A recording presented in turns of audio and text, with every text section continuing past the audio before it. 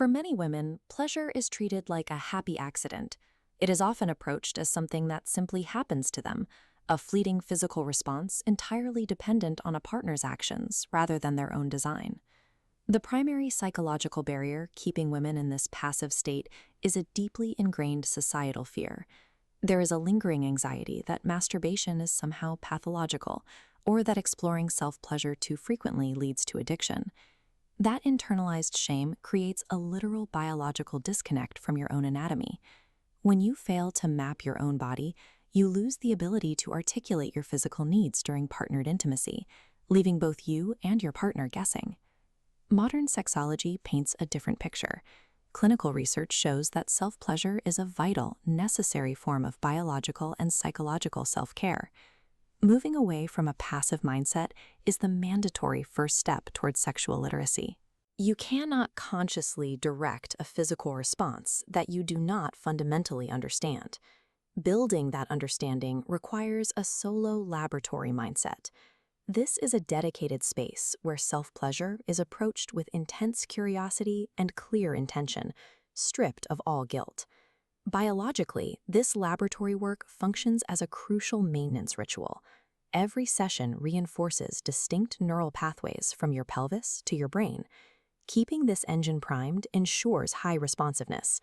Regular activation keeps these pathways steady, preventing them from going dormant. Within the laboratory, intimate technology serves as a clinical training tool used specifically to diversify your sensory input. Normalizing this solo practice as routine biological maintenance is the foundational step required to unlock higher levels of physical responsiveness. The first training tool is the adaptive phallus. This is a manual, medical-grade silicone device used without vibration, designed specifically to help you master the physical sensation of adaptive friction. Next, vacuum stimulators. This diagram shows a clinical cross-section of the internal clitoral complex. Pressure waves draw blood deep into the legs and bulbs, causing swelling. Dual-zone stimulators then link clitoral and vaginal channels simultaneously, creating a single, faster, unified neural signal. Mapping your anatomy with these precise tools leads to the ultimate goal of the solo laboratory: efficiency training. To prevent focus from drifting during a partner's touch, efficiency training establishes a reliable benchmark, achieving a climax through self-stimulation within 1 to 3 minutes. Developing this speed prevents the physical exhaustion and mental distraction that can occur during the handoff between different forms of stimulation. Knowing exactly which physical buttons to press and which mental fantasies to trigger builds the confidence needed to guide the tempo during partnered sex. Mapping these sensations and mastering the mechanics of response creates a sovereign woman, the primary architect and director of her own pleasure.